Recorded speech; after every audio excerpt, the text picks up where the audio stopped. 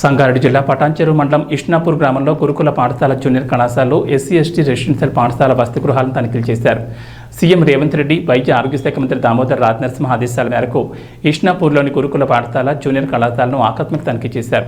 ఈ సందర్భంగా ఆయన మాట్లాడుతూ ముఖ్యమంత్రి ఆదేశాల మేరకు రెసిడెన్షియల్ పాఠశాలలో ఏమైనా ఇబ్బందులు ఉంటే తనిఖీ చేసి నివేదిక ఇవ్వాలని ఆదేశాల మేరకు ఇక్కడికి రావడం జరిగిందని, ఇక్కడ విద్యార్థులకు నాణ్యమైన భోజనం, మంచి విద్యను అందిస్తున్నారని, కొన్ని సమస్యలు కూడా మా దృష్టికి తీసుకురావడం జరిగిందని, త్వరలోనే ముఖ్యమంత్రితో జరిగే సమావేశంలో ఆయన దృష్టికి తీసుకుపోయి సమస్యలు పరిష్కరిస్తామని హామీ ఇచ్చారు.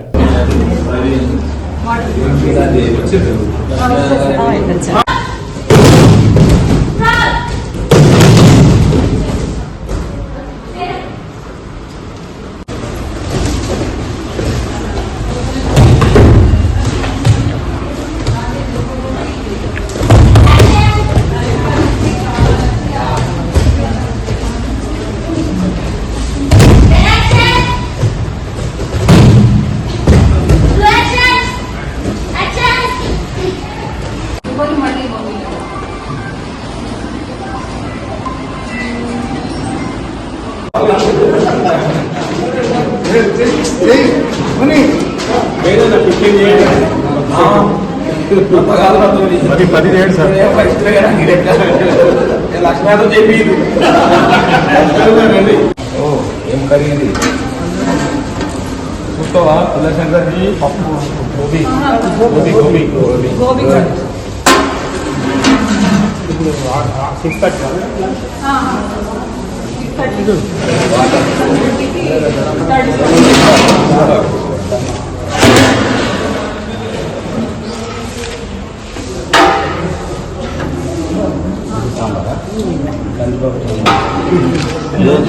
ఇదే ఫోటో రాస్తారు.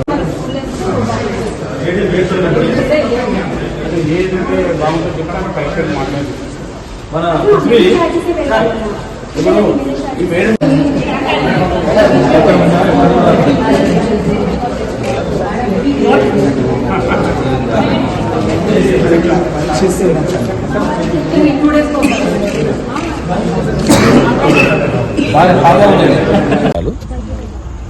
ఈరోజు ఇస్నాపూర్ మరి రెసిడెన్షియల్ గురుకుల పాఠశాలను సందర్శించడం జరిగింది.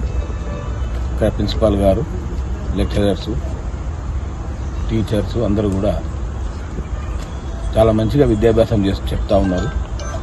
మరి కొన్ని సమస్యలు మా దృష్టికి తీసుకురావడం జరిగింది.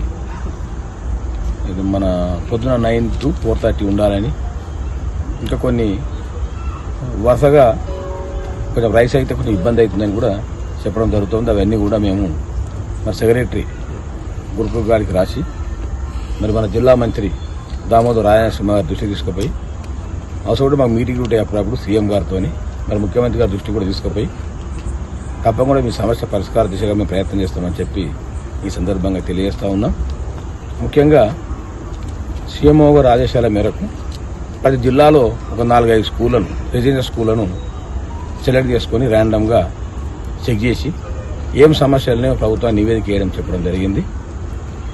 మరి గౌరవ మంత్రులు కానీ, ఎమ్మెల్యేలు కానీ, ఎంపీలు కానీ, కలెక్టర్లు కానీ విధిగా మరి ఆకస్మిక తనిఖీలు చేయాలి, చేసే సమస్యలు ఏమున్నాయో ప్రభుత్వాన్ని నివేదించాలని చెప్పి కూడా ప్రభుత్వం ఆదేశాలున్నాయి.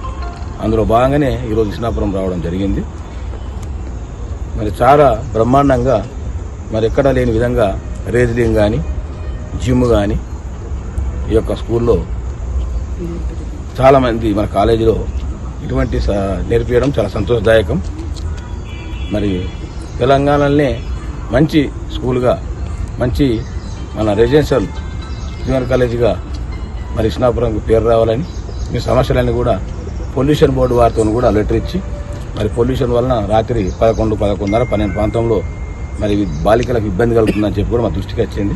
అది కూడా మరి అక్కడ పొల్యూషన్ బోర్డుకు రాసి మరి ప్రభుత్వానికి నివేదిక ఇచ్చి తప్పకుండా మీ సమస్యను పరిష్కార విధంగా ప్రయత్నం చేస్తాం. ఎందుకంటే భారతదేశ భవిష్యత్తు తరగతి గదిలో ఉందని చెప్పి మరి మాజీ రాష్ట్రపతి అబ్దుల్ కలాం గారు చెప్పిండ్రు. మరి నేటి బాలలే రేపటి భావి భారత పౌరులు కనుక తప్పకుండా వారి ఆరోగ్యం కానీ, వాళ్ళ చదువు విషయంలో కానీ ప్రభుత్వం మరి ప్రజాపాలనలో అన్ని విధాల మరి మనం మంచిగా ఉండాలని చెప్పి మరి ప్రభుత్వం కోరుకుంటుంది కనుక మరి సమస్యలన్నీ కూడా తప్పకుండా పరిష్కారమయ్యే దిశగా మేము ప్రయత్నం చేస్తాం ఈ సందర్భంగా తెలియజేస్తాను.